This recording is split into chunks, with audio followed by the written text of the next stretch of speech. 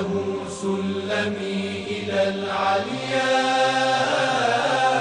فامنحي نفحة الحياة يا سبيلي إلى النجاة يا طريقا إلى العلا زهراء. اعوذ باللہ من الشیطان الرجیم بسم اللہ الرحمن الرحیم الحمد للہ رب العالمین الصلاۃ والسلام علی سید الانبیاء والمرسلین واہل بیتہ الطیبین الطاہرین المعصومین واصحابہ المنتخبین اما بعد فقد قال رسول اللہ صلی اللہ علیہ وآلہ وسلم فاطمۃ بضعۃ منی فمن اغضبها فقد اغضبنی ویؤذینی ما اذاہا۔ حال ہی میں ایک ناسبی اور خارجی نے حضور نبی کریم صلی اللہ علیہ وآلہ وسلم کی میراث کا مسئلہ چھیڑ کر سیدہ فاطمہ زہرا سلام اللہ علیہا کی توہین کی ہے اور مسلمانوں میں تفرقہ ڈالنے کی مذموم کوشش کی ہے۔ سیدہ فاطمہ زہرا سلام اللہ علیہا کی شان میں جو اس نے گستاخی کا ارتکاب کیا ہے، اس گستاخی کے ارتکاب سے توہین رسالت لازم آتی ہے۔ پہلے یہ کہ تم کہتے ہو کہ حضرت فاطمہ زہرا سلام اللہ علیہا کو حکم خدا کا علم نہیں تھا کہ میں پیغمبر گرامی قدر کی اپنے بابا کی وارث بن سکتی ہوں یا نہیں، تو اس سے قطعی طور پر لازم آتا ہے کہ پیغمبر گرامی قدر صلی اللہ علیہ وآلہ وسلم نے احکام تبلیغ میں کوتاہی کی ہے، العیاذ باللہ، کہ حضور نبی کریم نے یہ مسئلہ یعنی وراثت انبیاء اپنی بیٹی فاطمہ زہرا کو بھی نہیں بتایا، جبکہ دین مکمل ہے۔ الیوم اکملت لکم دینکم واتممت علیکم نعمتی ورضیت لکم الاسلام دینا، جبکہ دین مکمل ہو چکا ہے، لیکن نہ فاطمہ زہرا کو علم ہے، نہ حضرت علی کو علم ہے، نہ ان ہستیوں کو علم ہے، تو اس سے پیغمبر گرامی قدر کی العیاذ باللہ ثم العیاذ باللہ حضور کی یعنی یہ توہین رسالت ہے، اس میں یعنی توہین پیغمبر لازم آتی ہے کہ آپ نے مسائل میں کوتاہی کی ہے۔ دوسری صورت یہ ہے کہ سیدہ فاطمہ زہرا سلام اللہ علیہا کے بارے میں میں قرآنی آیات پیش کروں، میں نصوص سریہ پیش کروں، میں احادیث صحیحہ پیش کروں، یہ تحصیل حاصل ہے، جبکہ تمام امت اسلامیہ کو سیدہ فاطمہ زہرا کی عظمت، رفعت، جلالت معلوم ہے۔ تو اس حوالے سے پیغمبر گرامی قدر نے اپنی لخت جگر کے بارے میں ارشاد فرمایا کہ فاطمہ تو بضعۃ منی، فاطمہ میرا ٹکڑا ہے، فمن اغضبها فقد اغضبنی، جس نے فاطمہ کو غضب نہ کیا اس نے مجھے غضب نہ کیا، یؤذینی ما اذاہا، جس نے فاطمہ کو اذیت پہنچائی اس نے مجھے اذیت پہنچائی۔ اور یہ حدیث بخاری اور مسلم دونوں کتابوں میں موجود ہے۔ تو یہ حدیث صحیح متفق علیہ ہے کہ پیغمبر گرامی قدر ارشاد فرما رہے ہیں کہ فاطمہ میرا ٹکڑا ہے۔ یہ آپ اندازہ کریں کہ حضور کا کوئی ٹکڑا خطا کار ہو سکتا ہے، حضور کا کوئی جسم کا حصہ خطا کار ہو سکتا ہے، اس کو قصوروار خطا کار کہہ سکتے ہیں؟ قطعاً نہیں کہہ سکتے۔ اور یہ پیغمبر گرامی قدر کی شان میں گستاخی ہے کہ سیدہ فاطمہ زہرا گوشے پیغمبر ہو کر، ٹکڑے پیغمبر ہو کر قطعاً خطا کار نہیں ہو سکتی۔ اور پیغمبر گرامی قدر فرما رہے ہیں کہ فاطمہ کو اذیت دینا مجھے اذیت دینا ہے،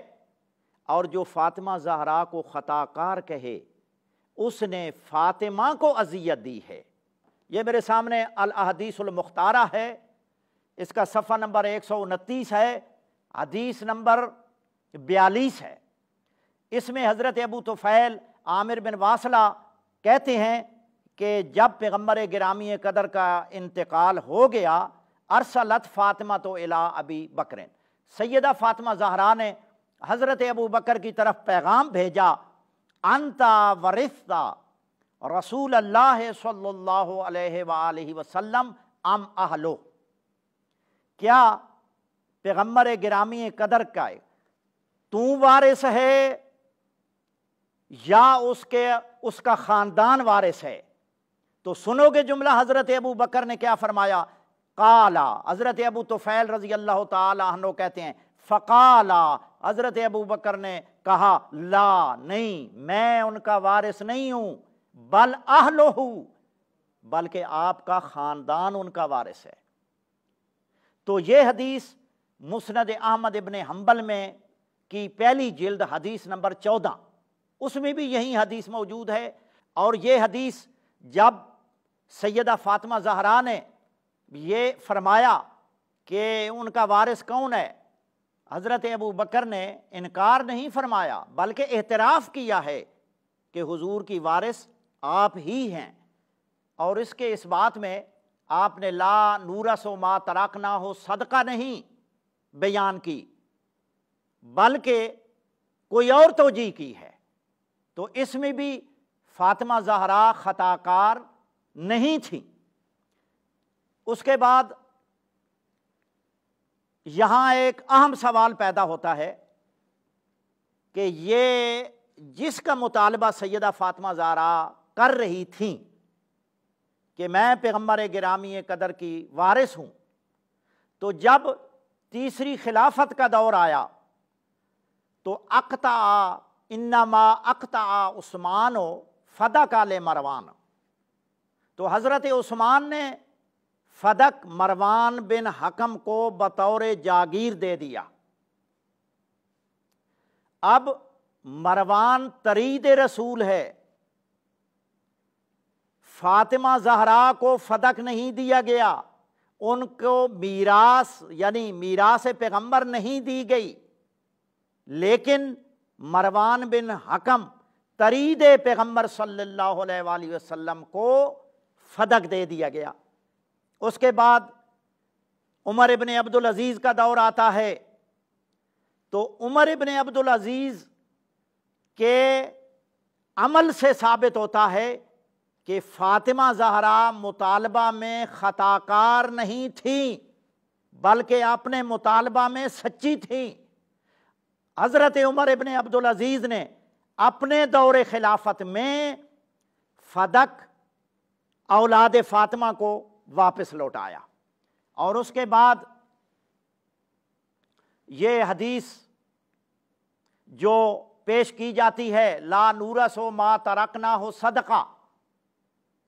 یہ